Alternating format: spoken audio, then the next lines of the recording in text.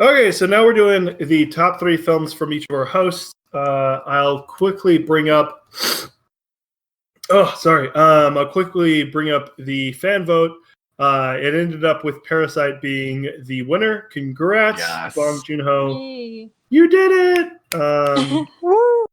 No surprise. Out here catching dubs. But second place for them was also Little Women.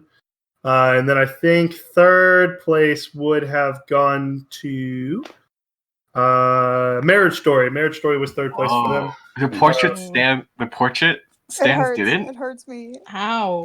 Portrait was close. It ended up getting. I actually just randomized the order, and they came out that way because there were a lot of interesting matchups. But yeah, no, that's going to be the one so far. But we'll start with number 3. Turtle, you can go first. What's your number 3 film of the year? My number 3 film of the year is Her Smell.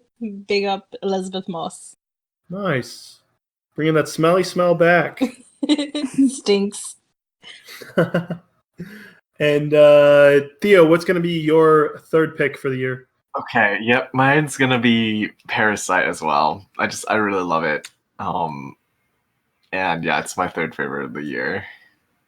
Nice. You can talk a little bit more if you want, but I just man, I just feel like if you're listening to this, you already know, like just nod your head, and I'll know. Gotcha. It is what it is. Yes. Yeah. And then I am up. Oh god, this is difficult because I actually have 6 films that I consider all in the same category. So it got difficult between all of them. I think I'm going to stick with Last Black Man in San Francisco, just because that film is really the whole. I guess an inspired cast behind it, and there was clearly time and dedication put into the screenplay, put into the acting. It felt like there was so much backing or emotion to it that was well earned from the film. But that's going to be my third pick. Margot, what is going to be your third place film for 2019? My third place is The Farewell. Nice. So good. Made me big sad. Should I go ahead and say this? Banana, or Minion, whatever we're going with. All right, I'll just say it made me big sad, and it was good. And then Matthew, what's going to be your third pick? Once Upon a Time in Hollywood. Oh, nice. Really, really surprised by this one. I think it's definitely one of Tarantino's best. I like Tarantino as a filmmaker. I don't love him, but Once Upon a Time in Hollywood was really a really fun experience watching it, and something that my sister liked, and she doesn't like Tarantino all that much. Of course, so her liking that was that's probably a good thing. All right, Matthew, you're actually going to be snaking back around. What's your number 2? Mentioned before, but Parasite. Yeah. Everyone loves parasites. I don't know why. It's weird. Yeah, but fantastic film. If you haven't seen it, definitely should. Any way you can. I'm not saying do things, but do things. I mean, at this point, murder. At this point, do things, and then if you have the funds, if you're if you're struggling on money, do the things you need to see one of the best movies in the past forever. But yeah, no, great pick, Matthew. Margot, what's going to be your second place film? Mine is also Parasite. Whoa! Nod your head. You already know why. Hey. Nice. And then I'm back up. So for second place, this is a film that got shut out. No one's brought it up. I could have brought it up for 50 categories. This is actually a close contender. I think this year I'm in an interesting spot because I don't necessarily have a number 1 pick.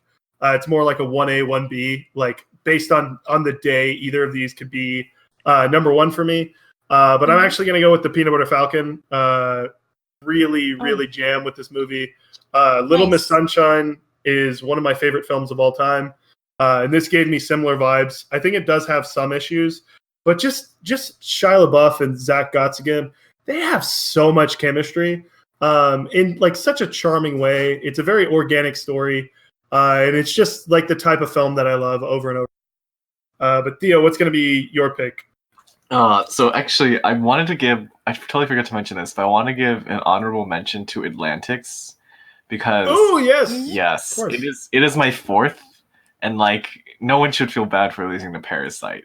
But like it's just it was one of the biggest surprises to me. It's really, really good. It has a bit more of an appeal to like if you're like a film fest type of slow cinema, world cinema type person, but I think it's significant in that it's the first film to come out of Senegal in a long time that like has international, like on an international level. For sure. And it's on Netflix. Yeah. Yes, definitely check it out. Even if you don't like it, I really think it's an important film. But so my second one is I'm so sorry again, but it's a film called So Long, My Son. And this was a big surprise for me because it really only got attention during like film fests this year. But it is a film that the director Wang Xiaoshu, he's a filmmaker that like I keep bringing this up. He's another like sixth generation Chinese filmmaker who's like not as well known as like Jie Zhangke, because like I know everyone here already knows him. But, so it's already like kind of removed. But I basically spent my Christmas like being like, oh hey, here's a film that looks really good. I want to go find it, and then finding that you can find it online, but it's with Chinese hard-coded subs. So it's like, oh crap, well like how am I gonna right? So then I was like, oh, I found that there's one subtitle file floating around on the internet, but it's in German. So I then had to take that subtitle file, run it through a Google Translate API program. So it's already going from Chinese to German to English. So you're already gonna lose a lot there. And why don't you just go Chinese to English? Well, because there's no Chinese subtitle file. The video file has the subtitles hard coded. Like it's you're talking internet things. Well, it's like the film itself has the subtitles or the video file. Yeah, gotcha. Yeah. Of course. And so then I'm like, okay, this took a lot of effort, but I finally got it working. And then I realized that the subtitle file was for a different cut of the movie. So what I had to do is I had to open up the file. It's been translated twice. I had to read like several lines of it first, and then play a few minutes of the movie, and then that's how I watched. That's how I watched. This is your number 2 film. Yes, incredible. You were determined. It is like if you are like, oh man, I love The Farewell and how much it taps into like Chinese culture, and now but I wish it went even harder, and I wish it like spanned 30 years instead because the basic premise of the movie is like the changes in Chinese society from the 1950s to the 80s as experienced by two families. And I don't know a better way to say it than like it's kind of like The Irishman, because it's 3 hours long and like spans a few decades and like talks about the disillusionment of like family through this changing society. It has the like background politics of One Child Nation, which is like another 2019 release, because that's like definitely a big point here. It like very much is like The Farewell in a lot of ways, and it's kind of like Marriage Story. And that the marriages are being tested. So that's really the best I could describe this one. That no one will be able to find. I'm so sorry. No, but... I can watch it for £10.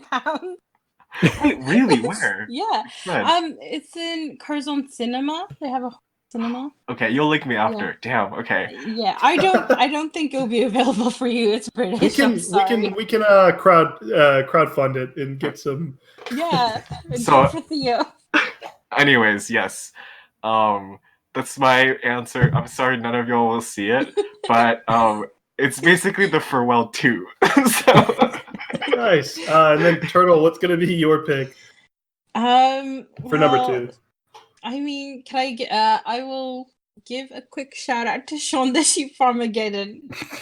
We're not allowed. Americans aren't allowed to see that. You'll see it next year because it's gonna be on Netflix. I know it comes out in February, and I'm upset. I'm sorry. It is so good. I had the best time, but so watch that with anybody, with your kids, whatever. My number 2 is going to be Portrait of a Lady on Fire. Ooh, nice. Yeah, Minion, you got it. Banana. Yeah. I don't know. yeah. I knew you were gonna pick it, but I got it. Obvious. It is so good.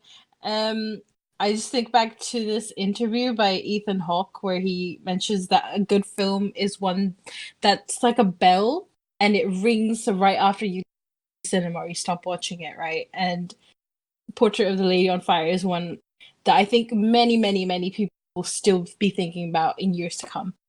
Nice. And of course, you're going to bring us back around. What's your number 1, Turtle? Uncut Gems. Oh! Hayes' favorite. Yeah. Hayes' absolute favorite. No. I completely respect what you were saying, and, that is a perspective that you could have. This is your moment. Yeah. But Uncut Gems, the Safdie brothers, the way they make films is just so interesting to me, right? Because it is so full of tension and it makes my palms sweat and I can't concentrate while I watch the film and I have to like cringe. Eminem in his song. Yeah. Oh God. Yeah. Adam Sandler spaghetti. Yeah. But it's one of those films that I have to pause every 5 seconds because it makes me so uncomfortable. And yeah, I enjoy it so much. And their casting is just bonkers. I love that all of their side characters are they just had a dartboard of people with interesting vibes. And then they just went at it. The Safdie Bros said vibe check when casting this movie. Exactly. Adam Sandler's great. That is my number 1. Nice. Whose gems are uncut? Yes. Is it his? They're definitely cut. They're cut. We had this discussion. Margot, the cat's kind of a little out of the bag at this point, but what's going to be your number 1? Portrait of a Lady on Fire is so good. Like, spoilers, I'm gay as hell. And so, like, whenever there's a gay movie coming out, I'm like, all right, gotta see that. And then I, like, heard about Portrait, like, when it was getting all the hype at Cannes, and I was like, oh boy, can't wait for this movie to come out exactly on time in December. And then it didn't, but I watched it anyways, because that's Neon's problem and not mine. And I, like, was sitting in my room, like, in my hotel, my apartment, by myself, and I was just like, oh, fuck. The yearning, the longing. Like, listen to me and Lindsay's review of this movie where we just go, like, movie good, longing, yes. And, like, as soon as it ended, I just, like, closed my laptop and stared at the ceiling and was just like, oh, fuck. Like, oh my God, it's so good. I need to rewatch Portrait because I had only a single man tear during that. I was like dry sobbing. Like there were no tears, but I was like crying. Nice. And then the representation very good also. That's why I mentioned that I was gay. Wait, real quick, Margot. So good. I'll let you decide. Which has the best gay representation? The Rise of Skywalker or Portrait? Or The Lighthouse? I haven't seen Rise of Skywalker. But obviously Rise of Skywalker because we all know that gay representation. It changed the game. Representation. Babu Friku is gay, and it doesn't affect the plot at all. Yeah, but Matthew, what's going to be your pick? The Lighthouse. It's 2 gay movies in a row. Yeah, 2 gay movies in a row. Yeah, I love The Lighthouse. Mentioned previously a while ago, it's fairly similar to Persona. And I didn't think of that at the time, but now I kind of realize this too. It's 2 people secluded on like a little island, and hijinks ensue. stuff happens. I just love The Lighthouse. I love the cinematography. I love the acting. It's fantastic. It's very Lovecraftian, and I really love that aspect of it. And I want to rewatch it more and more, just so I can try to piece together what that is. What is The Lighthouse? I don't know. Still don't know. I've seen it twice, and I don't know what it is. Adam Sandler's Uncut Gems. Maybe that's what's in the light. Is the black opal? Yes. Oh, multiverse. But then we're gonna get on to the last two number ones. We actually have the same number one. Theo, if you want to disclose that, go for it. Oh, nice. Wait, interesting, huh? So we can say it. You ready? You want to say it at the same time? Yes. All right, 3, Alita. 2, 1. Cats. Wow. Oh my god. Wait, but seriously, everyone needs to watch Cats. Like, I'm not even joking. We're gonna try to do a Cats breakdown later with Margot. I liked it. It was much better than So Cats. good. I will go see it again and again. Yeah. I've had Rum Tum Tugger stuck in my head for like 3 days. Rum Tum Tugger is Yeah, that's the only I part already of the don't song like I the know, musical. so it's Why just am I that going to see the in movie? my head. You don't understand, Matthew. Look, No, as but- a musical theater person, Cats is awful. No, boo. Yes. I haven't seen the movie, but the musical is not good, all right?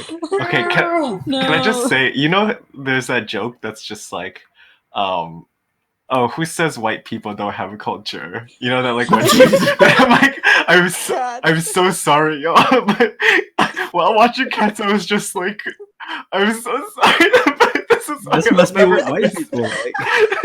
I'll never Anyway, so White people culture as bad musicals. so that's not my number one. Speaking of which, buy tickets to SpongeBob on Broadway. Oh, that is no, our it's coming plug for out the month. No, but yeah, our pick is not Cats or Alita. It's gonna be the definitive best film of 2019. No other better film. Just a fact. Just kidding. Farewell. Yes. The Farewell. You're about to say it with me, but that's okay. Oh, my bad. I don't know. So it's a movie that I'm just like, I don't even know how to talk about it. So I want to hear what you want to talk about. Hey. Oh yeah. So this, I heard like rumblings. I think the reason it's ended up as my number one, Peanut Butter Falcon is like a movie that's like tailor made for me. So in a lot of ways you could consider that, oh, hey, this should probably be my number one. But The Farewell, like, for me, if there's a single movie that I think everybody could look at and get Parasite's up there. But if there's a single movie of this year where it's like, hey, everybody watch this, understand like an experience, understand like the emotions this character is going through, like the pain. It just really like captures a ton of things in it almost effortlessly from Lulu Wang. And I do think like this is the best directed movie. This is one of the best written movies. I think the soundtrack's killer. I think everything a film can be, The Farewell does to like an incredible level. And I walked out of The Farewell thinking to myself, oh, this is going to be like a huge movie. It's going to be like Lady Bird, and that like it's going to generate like a ton of buzz. Everybody's going to see it. And that never happened, and that deeply disappointed me. So I'm probably never going to stop talking about The Farewell, because it's like one of the things that irks me so much. I have a family video where I live, and it's like a Blockbuster for those that don't know, and they have 5 copies of The Fanatic. They have. Keep in mind, 3 of those copies are on Blu-ray for The Fanatic. Who is watching The Fanatic on Blu-ray? They have 1 DVD copy of The Farewell. They didn't even go with Blu-ray. Yeah. And for that, I'll never forgive them. And I don't understand why this is.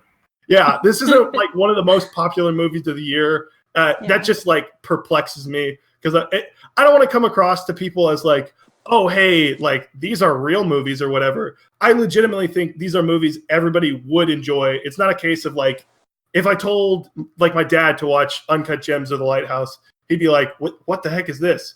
Like, I legitimately think anybody could walk away from The Farewell being like, oh, that's a great movie. Yeah. I don't know if you want to add stuff, Theo. No, I agree with you. It just it's just a movie that I think like there's so much to talk about, and ultimately I just think like it's possibly the best paced movie I've ever seen in my life. I agree.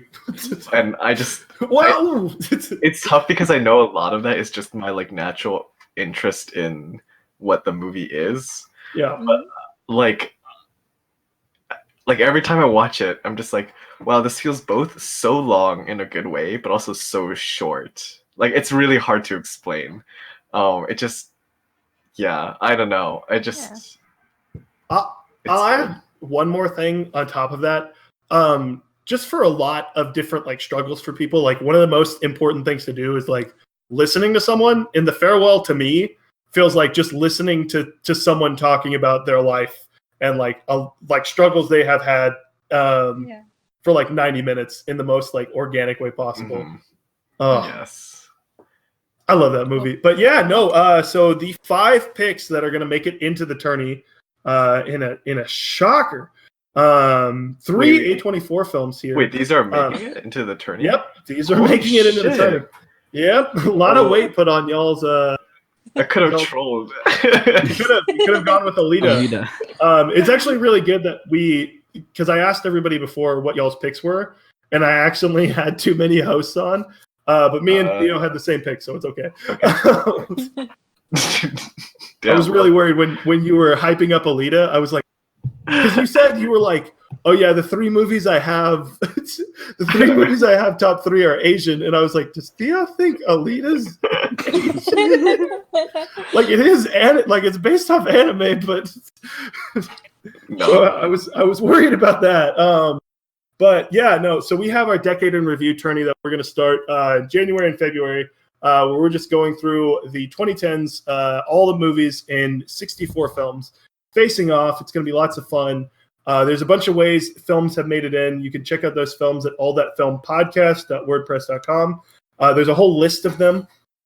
I'll be adding these 5 films in later. There was a separate like little slot for 5 of the films of 2019 because I didn't want recency bias kicking in.